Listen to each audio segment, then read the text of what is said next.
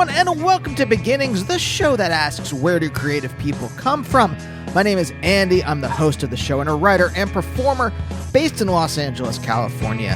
How are you all doing? I'm on strike. At least when it comes to writing, I am on strike. When it comes to podcasting, still here because we are not covered by any union and therefore can be exploited by everyone. And are. Not this show, though. This is completely independent. Anyway, great episode today. This is Carl Newman. And if you don't know who Carl is, why don't I read you his bio right now? Originally from Vancouver, British Columbia, musician Carl Newman began his musical career in the early 90s as a member of Superconductor, but it was really with his next band, Zampano, where he began to find his voice, a style that would come to fruition with the New Pornographers. Since their first album, Mass Romantic, in 2000, the band has become one of the preeminent indie rock groups of the 21st century, with 9 albums to their name, all of which are great. Carl has also recorded 3 wonderful solo albums, and most recently, the New Pornographers' latest album, Continue as a Guest, was released on Merge Records. Like everything else they've done, it is just delightful. I have been a huge fan of Carl's music for decades now, and he was even, I mentioned this at the end of the show, but he was on a live episode of Beginnings that we did back in, so we used to do the show, me and when I had a writing and podcast partner, Mark, we did the show live at UCB from like 2011 maybe to 2013 or so, something like that, and Carl was on. You can find it in the archives. It's a very fun show, and Carl plays 2 songs from his, I forget which album was out at the time, but he plays 2 songs from that. And, you know, on a live show, you can't really dig in with people, which is why it's great to have some of those guests on from those early days back on the show and kind of like talk a little more deeply about their childhoods.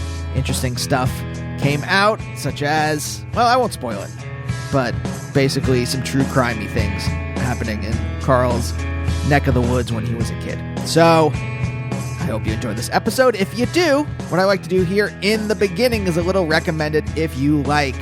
As you may have inferred from what I said before, I've been doing the show for 13 years.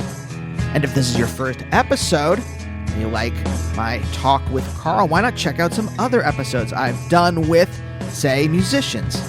I've talked to, here's the Emerge Records connection too, in fact, Mac McCon and just recently Kurt Wagner from Lamb Chop. Those were 2 very good talks. What about other musicians? Ian Mackay, Mary Timony, Thurston Moore, Avi Tare from Animal Collective. Or what about Front Person, half of which is Catherine Calder, who is in the New Pornographers. That was a very good talk too. So check those out. If you like what you hear, why not subscribe? I've done hundreds of episodes with people from all different creative walks of life, from TV writers who are now on strike, please support us, to musicians, to artists, to comedians, to actors. So subscribe. You can follow me on Twitter and Instagram at Andy Beckerman. I also have a Substack. It's free, where I write, I want to say popular philosophy, but really I just mean I write philosophical works. I used to be a philosophy professor that are friendly and have jokes in them. And I think I'm basically trying to articulate why everything feels weird these days. I have a new essay up now called The Uncanny Era. So if you want to check that out and subscribe, you can go to theslowdystopia.substack.com. Again, it's free. Why not subscribe? All right, coming up next week, great talk with Bobcat Goldthwait. I just talked to him today, and it was a really cool talk. So stay tuned for that. But for now, let's talk to Carl.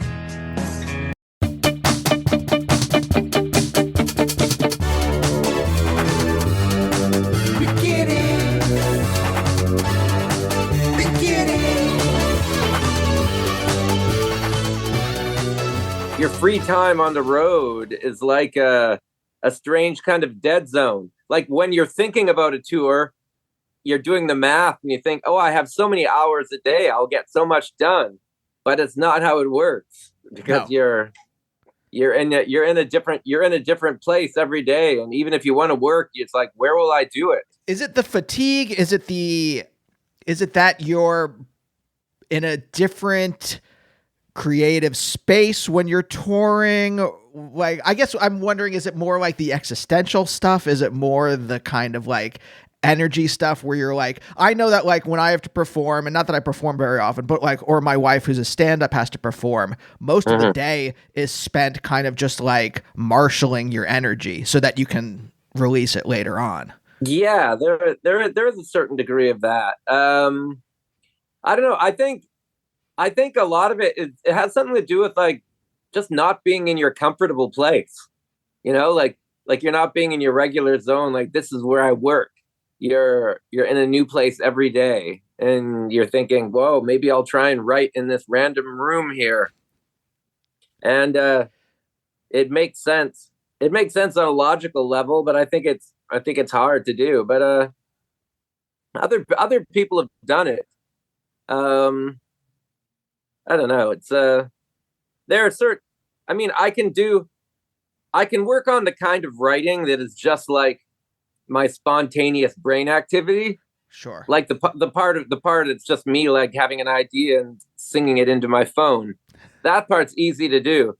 But when you trying to do productive work where like, okay, now you're going to sit down and you're going to write all the lyrics, and now you're going to sit down and you're going to arrange it. That part gets trickier. Has it always been like this for you? Because you've been touring for decades now, or is it a function of touring since COVID has made things more precarious, or just, and I mean, I'm just giving reasons. I don't know what it is. Yeah, no, I think it's always been the same. I mean, I'm a lot more together now than in the past. I mean, like I haven't had a drink since the beginning of 2022.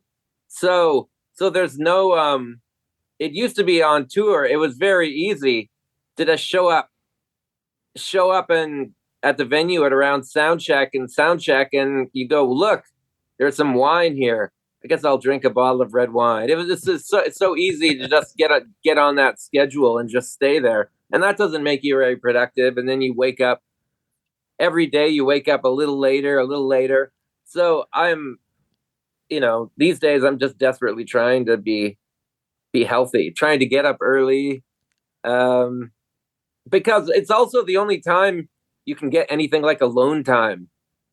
Like if I want to be alone, I either have to get up really early, or another thing is just to rush off the stage and go into the bus immediately. Then I've got about a half an hour right after the gig where there's nobody else around. But yeah, those are the precious.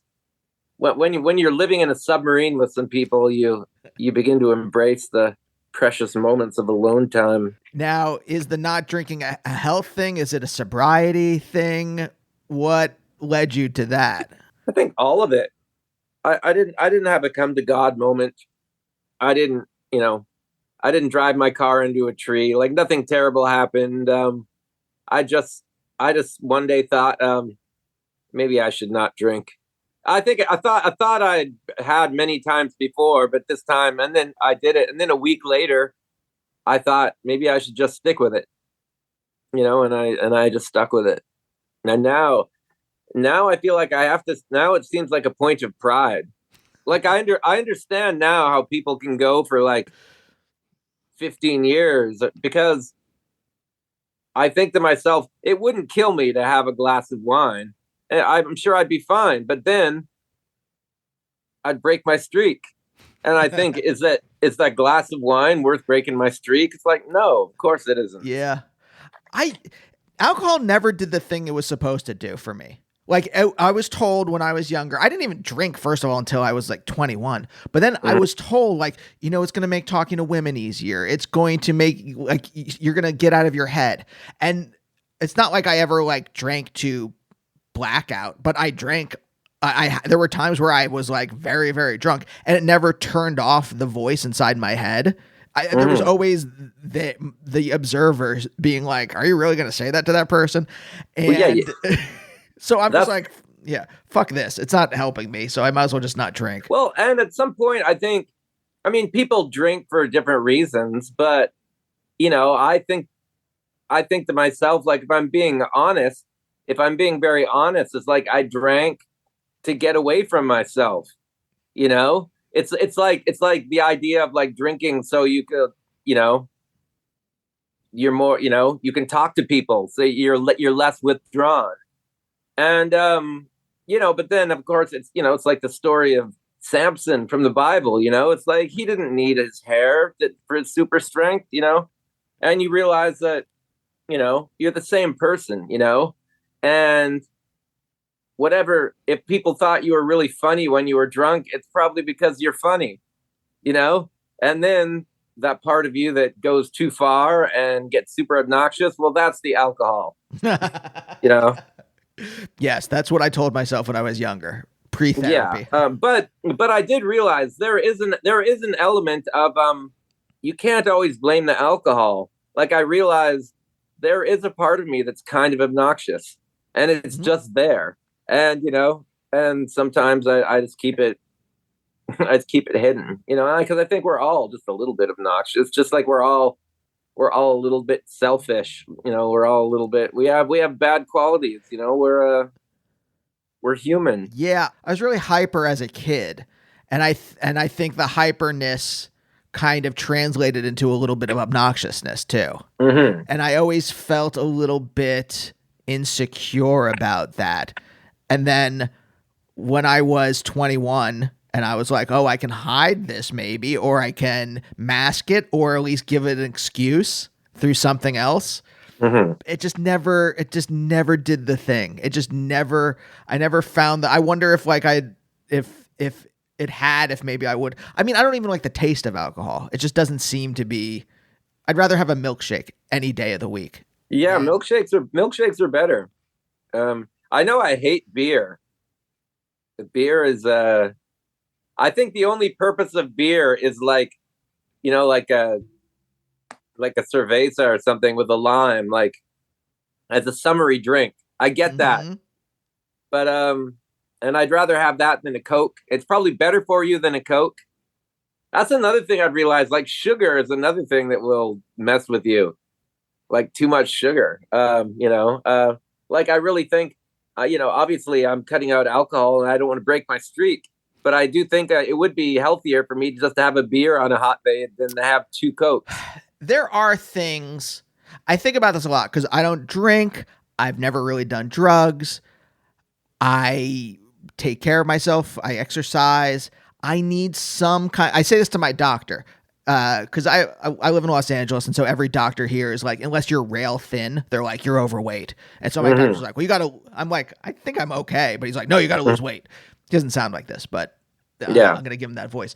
And I'm like, I need a vice. I need to at least be able to have mozzarella sticks every once in a while, Yeah. or ice cream or something.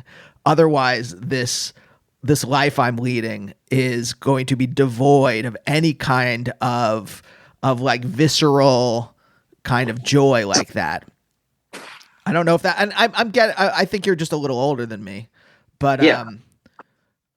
but I'm wondering if like that, if you have that kind of feeling at all too, or if it's just me living my kind of like ascetic lifestyle. Wait, sorry. Wait, what's the short version of that question?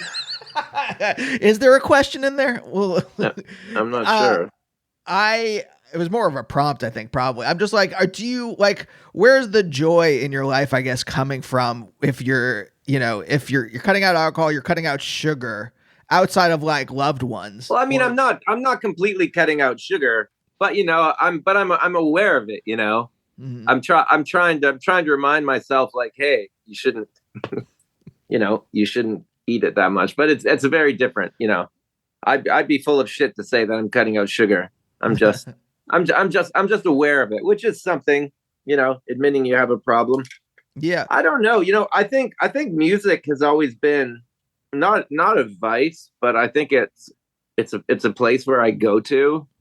I don't know. I mean, there's an element of just enjoying like my quiet life. You know, like I'm at home with my wife and my son, and you know we're just kind of domesticated, and we watch TV. and life isn't super exciting, but it feels just kind of like calm, and pleasant. And it's a, and, I think that there's something to like trying to live for other people, which I think makes a person happier. I think people seek happiness through selfishness. I think that's what they usually, they're looking for happiness for themselves. And I think and I realize like my happiness is like tied up in these two other people, which makes it more complicated. It means I can't like drink a bottle of wine and go, hey, I'm in a great mood now. um but then I also do stuff like this. I'm on the road, and this is fun. It's fun to play music for people. It's fun. And it's fun to be in the studio. There's stuff like I call it the eureka moment, when you're just working on music and it finally comes together, and you're like, okay, I've got something here. I think this is good.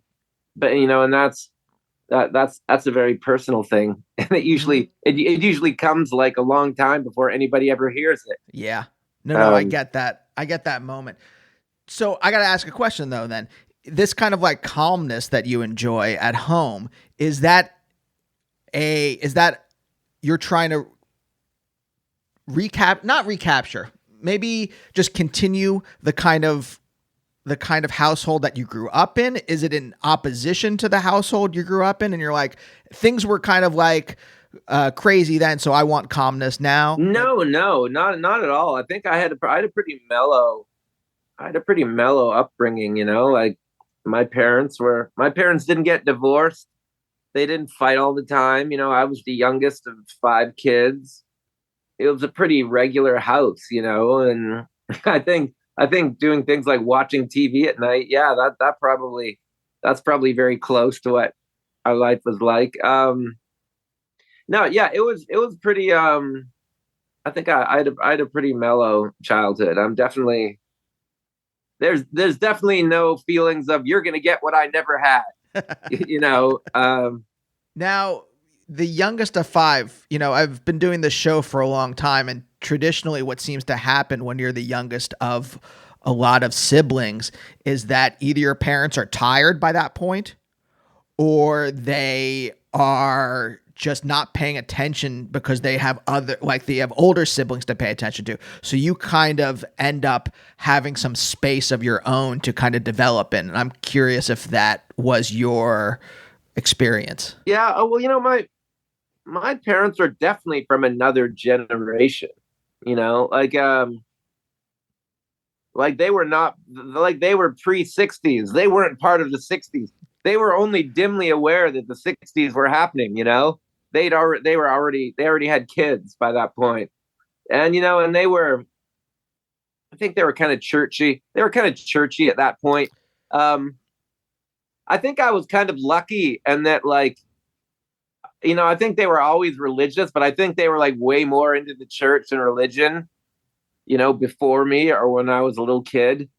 And so I think they just kind of, I think they just mellowed out in a lot of ways. They're on their 5th kid. And I think it helped that I had the influence of older siblings, and so pop culture never came from my parents. Like the only pop culture I ever heard from my parents was country music. But from older siblings, I heard like, the Talking Heads and Bowie, and not that there was a massive amount of music, but I heard like, basically the popular music. There was Beatles records around. There were Rolling Stones hot rocks.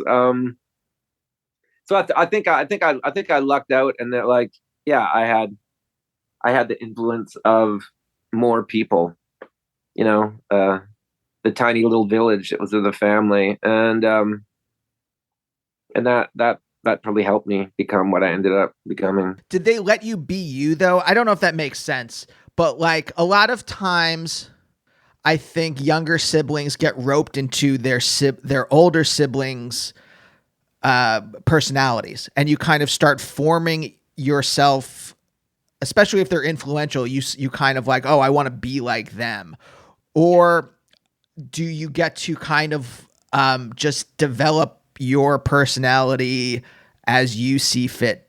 I felt like I kind of developed on my own. My closest sister, I was the young, like my closest sibling was 4 years older. So my sister Karen, she was in a lot of ways we were just like she was a lot more together than I was. Like she was a far more productive member of society. And and I think I admired that in her. I think she was the one in our family that had that the most. But I knew that was not me. My older brother, who was the oldest sibling, I think he was the guy who was kind of nerdier. Like he read like sci-fi novels, and he was the guy that would like buy records. He was kind of into whatever was popular at the time.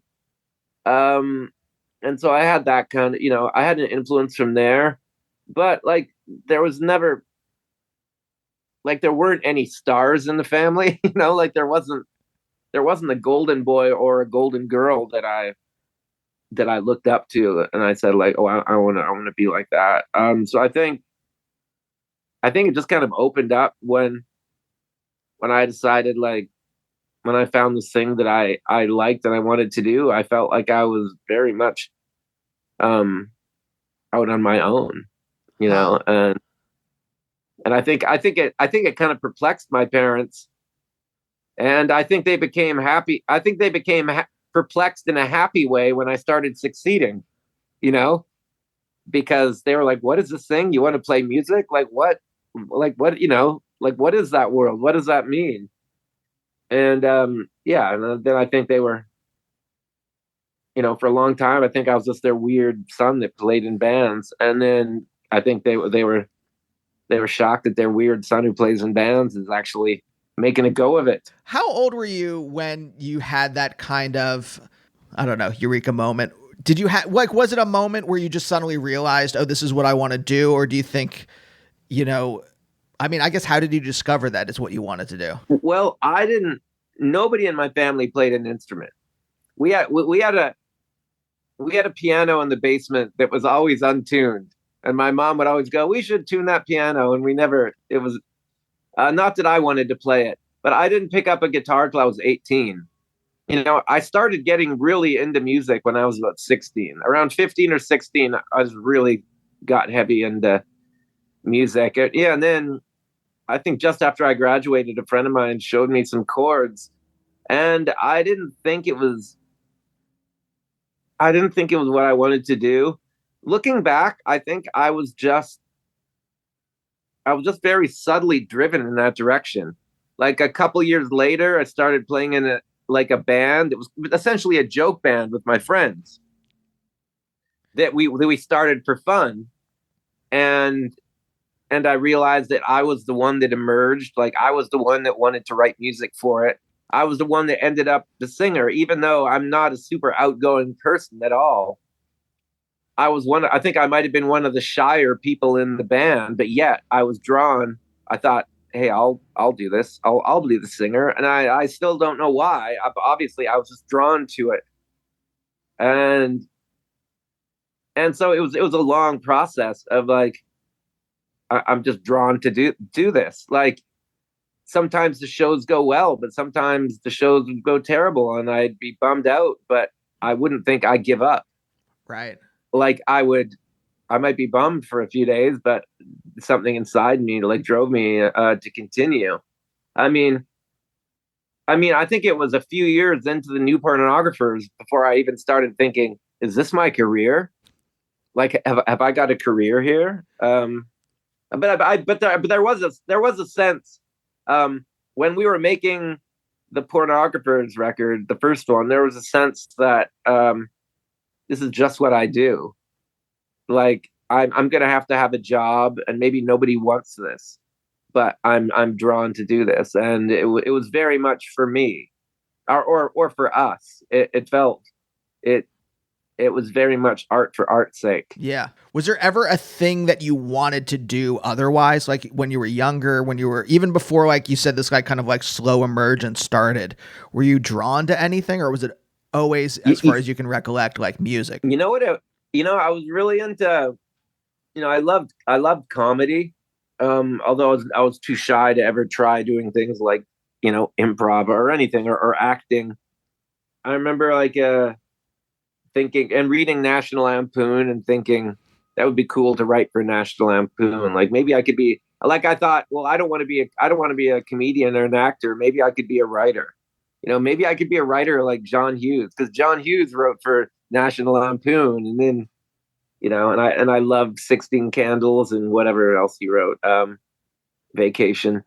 Uh, and I love Saturday Night Live, and I loved SCTV. It's like sometimes I see other comedians who are my age, and it's funny because um, you realize like there are a lot of kids that came up and they liked comedy and music, and some of them splintered off and they got into comedy, and some of them splintered off and went into music. So sometimes I see comedians my age, and I think, oh, you lived that parallel life that splintered off of my life. You splintered off, like you actually did become a writer. You did, you became a comedy writer, and but obviously,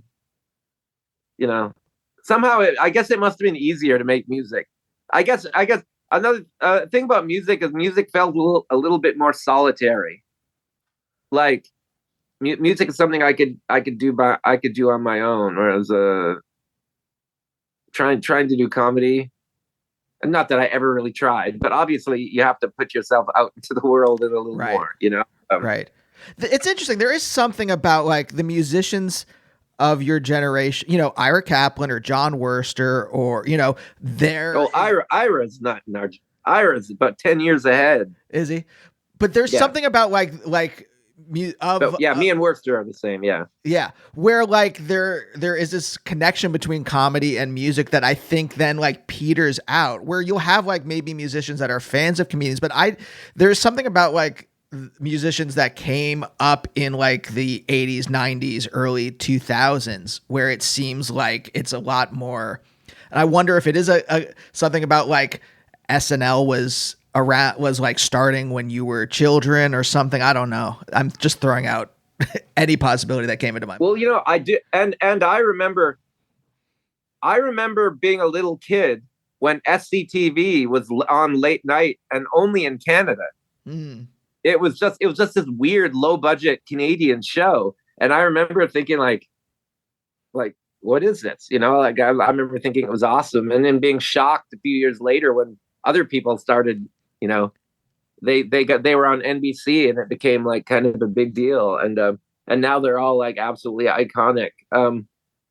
Yeah, I mean, I love that stuff. Looking back, I feel like I loved it more than music. Like it wasn't until I got to be about, I think about 16 that music really took over as the thing that I needed the most. Did you ever have like even just a non-creative thing that you thought you could be like, well, I guess, like you said, when you were doing like Master Romantic or something, you're like, oh, maybe this is just something I do on the side. And then what would have been the thing that you just did? I really don't know. I think it just would have been a day job. I think if I'd graduated from high school and I was a guy whose dad owned an accounting firm, and my dad said, "Here, work at my accounting firm. You're going to make $60,000 a year." I think I probably would have happily done that. I think I did want some security. Like I didn't want to be a poor musician, but there didn't seem to be any other option. Like I didn't see any, and that kind of helped me in a way, because there was nothing else I felt naturally good at. Like there was. And then, I didn't feel like anybody, it wasn't like anybody was saying, "Come work for us, kid. We think you got the stuff." I think I always felt a little bit on the outside, and that worked out. ended up working out for me. Because I feel like I became this because like it's kind of what I had to become. I think I was too stubborn to put a lot of effort into a job that I don't like. And it helps that nobody wanted to give me that job. Do you think that helps keep your songwriting fresh? Because you are still making good songs decades into a musical career. I was talking to John Linnell from They Might Be Giants last year, and I was like, you've been writing songs for 30 years, some odd now, and you're still writing good songs. And I'm curious because I think about this a lot for myself. This is really why I asked this question, because I'm like, I've been writing I've been doing this professionally for about 10 years now. And I think I'm still making good stuff. But then I look at people who are like, writers who are in their 60s or 70s, and I'm just like, okay, how do I get to there without turning out like just writing shit? How do I continue to write good things? And I'm kind of curious, when I talk to other people who have long careers, like how do you still maintain your songwriting integrity, I suppose, is the question. Well, it's what I want. It's what I really want to do. And I feel like I'm always chasing something, like I don't think I can ever look back in everything I've done and going, oh, I already did it.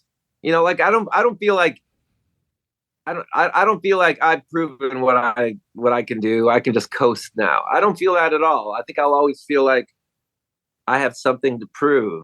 And I think that drives me. That's the main thing.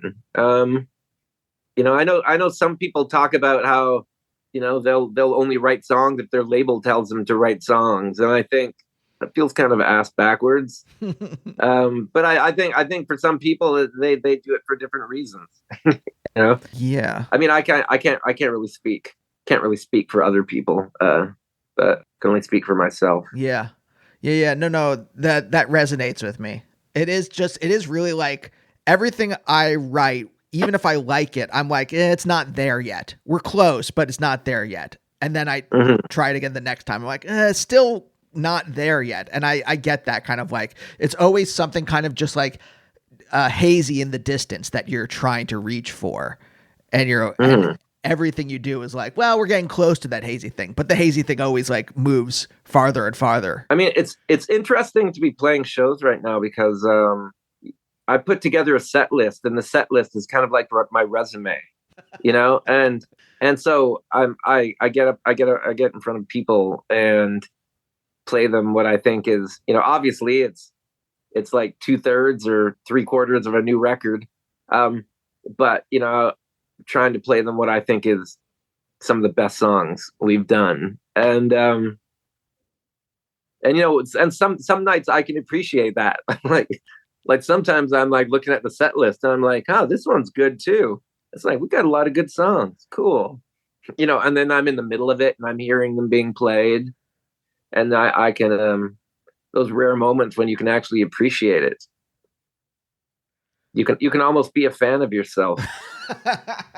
I think you have to be on some level, right? You have to somehow like, oh, this is good. Otherwise, it may not be, I may keep, the hunger is still there. The void is not filled yet, but I still like the stuff I've made. Yeah. I mean, I don't know. Sometimes I don't, but, I mean, I think it makes sense that you would make the kind of music that you want to hear. And, sometimes, if I don't like something, it's because I feel like I didn't get there, like what for whatever reason, the song that started in my brain, I'll come out the other side and think, oh, it didn't get there. But sometimes it did. Sometimes it turned into something you didn't expect. It's better than what you started with. Yeah. But there was definitely a constant drive. It'll always be there. Is that where it starts in your head? Like, I think that's where like most of my writing starts. I'm not a great musician because if I write a song, it's usually 95% me fucking around on a guitar or a keyboard until I can figure out something that I think sounds fun. Yeah. But I wonder if like the mark of like someone who it's actually like part of them is that it starts in their brain. Well, yeah. I mean, it doesn't always start in the brain. Sometimes it can start with you're just messing around. Sometimes it's a found sound. Sometimes it's like you just find a little snippet of something and you loop it and you go, okay, this gives me an idea, and you write around that. And sometimes you get rid of the loop later. But yeah, there is an element of just not necessarily spontaneous brain activity, but you try and just open up your brain and hope something comes out.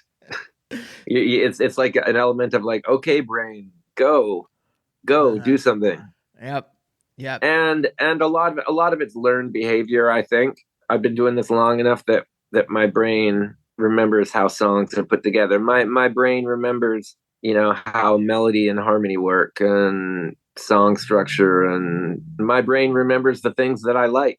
And I think that helps. There's some very, as much as it sometimes feels like randomness that just pops into your head. There's definitely a science to it that comes from what you've learned or the music you've loved or maybe something you just heard on the radio. Yeah.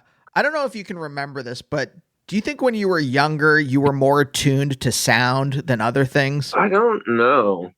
I have this thing called misophonia. Have you ever heard of misophonia? Yeah. Which is a shitty thing to have, although I guess benign. It doesn't kill you, but it haunts a person. But I it's where you're very aware of sounds and where people are eating loudly around you. You become very aware of them, and it's not just because you have good hearing.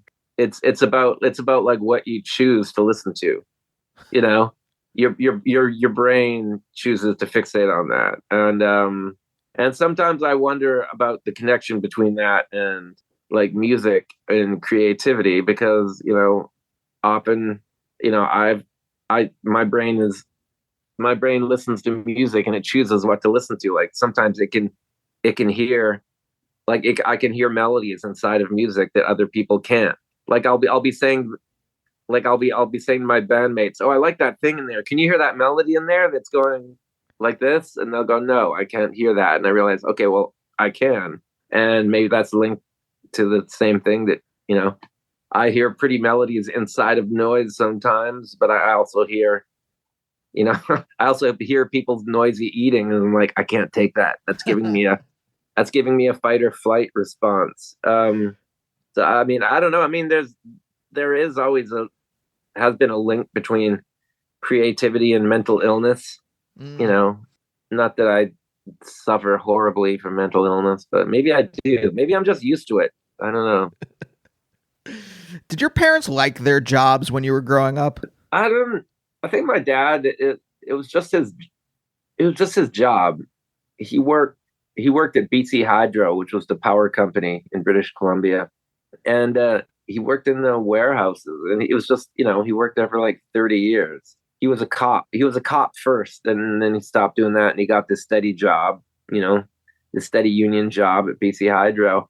And I think it was just a job, I think for most people, like, you get a good steady job and that's enough. Not everybody is going like, I want to be a baseball player. I want to be a star. I want to be a musician. But I'll always remember when I was about 20, my dad was always trying to get me to, he's always suggesting jobs I could get. And, and I said, I don't want to do that. Like I was saying, I don't want to do that. And he said, do you think I wanted to do every job I've done? And that really struck me, like, oh, he was saying like, yeah, I think he was trying to say, not necessarily hit the job he had, but that, yeah, we all have to work jobs we don't like. And yet here I was going, no, I'm not doing that. Yeah. Even though I did, but I knew I wasn't good. I wasn't good at it. Even shitty jobs, I feel like I just wasn't. I didn't have it in me to be good at a shitty job. Yeah, no, yeah, that resonates with me a lot too. It was the same thing with my dad. He was like, well, you're just, I think my parents really wanted a family. And so the job was the way to support having a family. And that was what was important for them. And it didn't, and I think they had some kind of, I think there's things that they had wanted to do, but that just having a family was the most important thing. And so whatever those other dreams were, either like fell away or died or just kind of got repressed. Maybe, I'm not sure. And that's it always like. I think there's a lot of subtle things we see from our parents when we're growing up. And I wonder, I always think about this. I'm like, wonder if their distaste for their jobs being like, well, it's just what we had to do, influenced me to be like, well, then I don't want to do that. I don't want to just have a job. I want to do something that's like meaningful to me. Yeah. But, also my mom was mainly a stay-at-home mom. But I remember when I got a little older, she got a part-time job in like a menswear department in a department store. And I felt like she liked doing that. I felt like she liked having this other job. It didn't feel like, oh, I'm working. It didn't feel like I'm working this lousy job because we need the money. It felt like she wanted something else to do. I think it's possible. A lot of, so I'm not speaking very clearly, but like I feel like I've built my life around doing something that I love, and sometimes I look at a lot of other people and I think everybody's kind of looking for that. I think Yeah. and they don't find it in their job, but they look outside. They look outside their jobs, and so I think about that. Like my mom, she was like, yeah, she wanted. Maybe as much as she loved us, she just wanted some other little thing that was outside of the family that was hers. And I think just like working part-time in the department store was that. Yeah. What was Vancouver like in the 70s when you were growing up there? I don't know. I didn't go in there that much. I lived in I lived in the suburbs. It just felt like, the suburbs, like watching E.T., like watching E.T., that felt like it was about me. It was about kids who are around my age, in suburbia. Where I lived, it was an area that was like getting more and more suburban with every year. Like I grew up with constant construction. I still when I pass by a construction site and I smell when like a building is just like, it's just the structure there, that smell of that wood, it's a very kind of happy feeling, because it reminds me of like playing with my friends, and we would just use those houses as playhouses. We would run around inside them. A miracle we didn't like step on a nail or anything, or fall off anything. But yeah, so yeah, we were definitely, like I went back to my parents' neighborhood like 15 years after I graduated, and like I barely recognized it. All these areas that used to be the woods I played in were now, they were all subdivisions, and it used to be little pockets of subdivisions but they were all surrounded by woods. But then it was like now they were all connected together. And it just became one giant subdivision. Yeah. My parents' house, when I was a kid, there was a strip mall about a mile away, but you had to get there. You could either drive, but this is before we could drive, or you could walk through farmland. And now that farmland is just roads and houses. Then you could walk there. You don't have to I remember one time some farmer with a shotgun was like, "What are you kids doing on my farmland?" And we're like, "We're just going to get crazy bread at Little Caesars, please." We had a serial killer when I was a kid. And sorry, what? There was a serial killer in British Columbia when I was like, I don't know, maybe between the age of like 10 and 13 or something. And after they caught him, they found a body in the woods on my paper route. So, which was kind of horrifying. Okay. Did you know, sorry, when you were 10, was it in the news that there was someone murdering people, or was this afterwards that they put together? No, it was in the, like, kids were going missing, and they were like, who is this person that's killing these kids? And Yeah, I remember picking up my papers from the paper box and some guy asking me for directions, and I forget what I said to him. And so I remember some woman running down the road. She was like, "Who was that man? What did he talk to you?" Because there was this paranoia, like there was a, you know, there was a killer. But yeah, then they caught him, and it was very strange to think like shit, you know. And it was because it was like my paper route was like one side of the road, one side of the road was suburbs, the other side of the road was the woods, you know, and the wooded side they found a body. So that was Vancouver in the 70s and 80s. Did you internalize that paranoia? I think if I had like maybe there was like someone going around murdering people in my hometown, that I'm already an anxious person, but I think I would have turned out a lot more anxious. Well, you know, I think when you're a kid, you assume it's not going to be you, and it's as simple as that. You know, like anything. How do people go through the day in America knowing there might be a random shooting? You know, I well, don't know. You get up by telling yourself that it's probably not going to be you.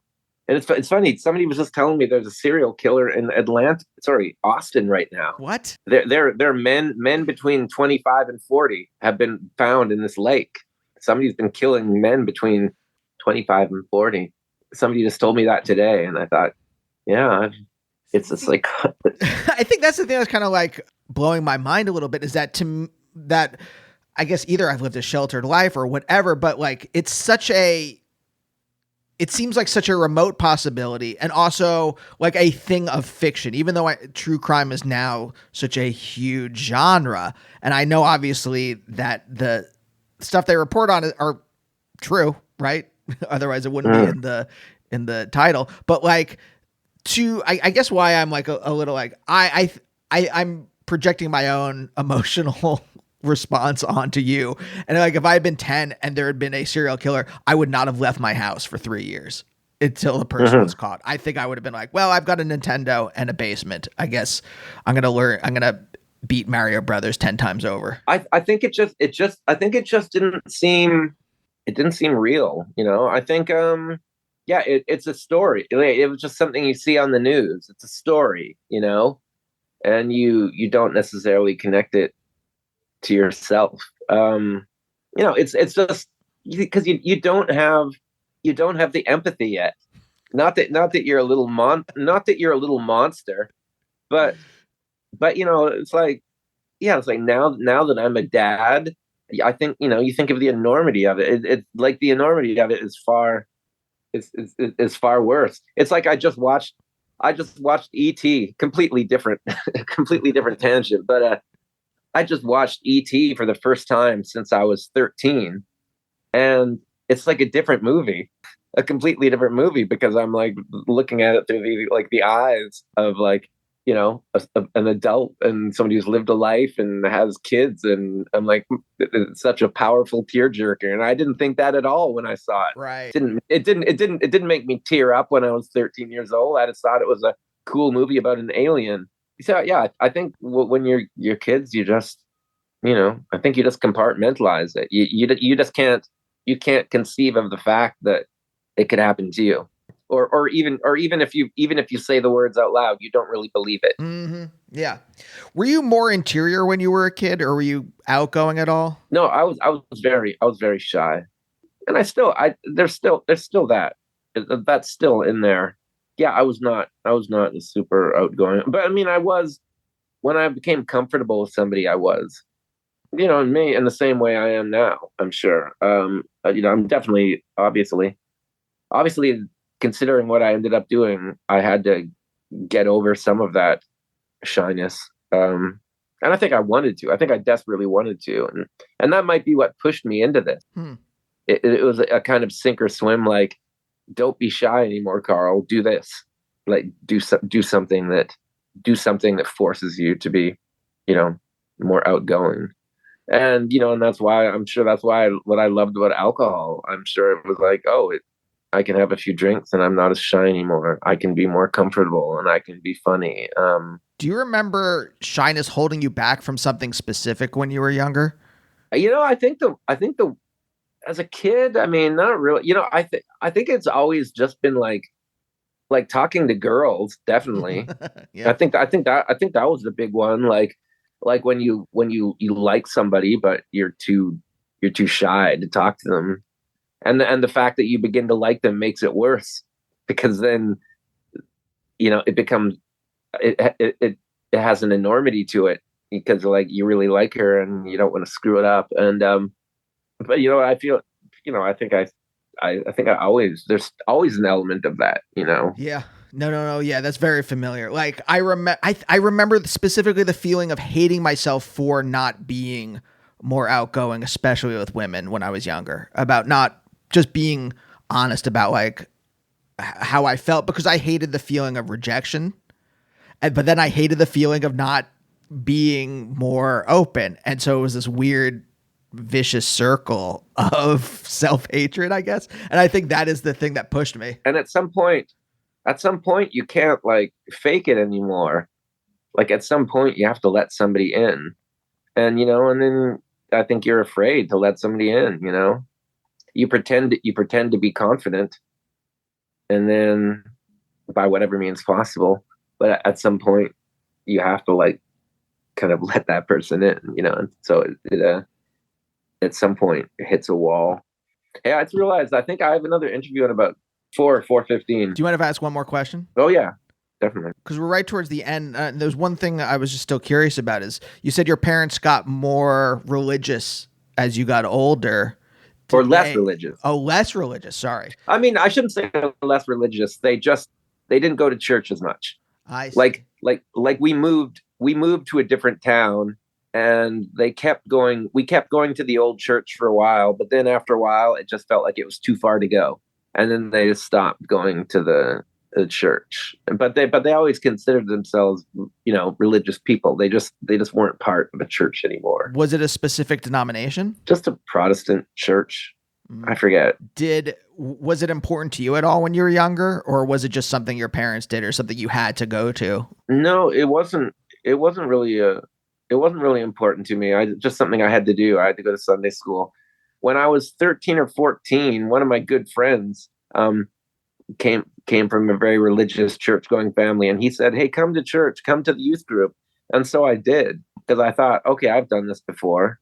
I've been to church before. And so for a few years, I just kind of went to this church just because I kind of wanted to belong, and I don't think I was ever super religious, but I just went along for the ride. It's like if I pretend to be religious, you guys will be my friends. Like, sure, I'll be Christian. Sure, why not? Mm-hmm. And when I got a girlfriend, I dropped it immediately.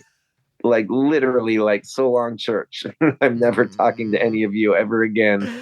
Carl, thanks for joining me today. Yeah, nice talking to you. I don't know if you remember, but you were on, this was a live show at UCB back in the day, and you performed some songs on it, like, I think 11 years ago. So I'm like, I don't know if you would remember that at all. It was the East Village UCB. Crazy. What? Who are the other people? Who are the guests? Liz Winstead, David Rees, and your flute player also you brought along to. Yes, I remember that. Yeah, shit. I remember it very well. David Rees. It's a really fun show. Yeah, it was cool. But anyway, thanks again for joining me. Yeah, great talking to you. And we'll see you next time. Bye. Bye, oh bye, oh bye, oh bye.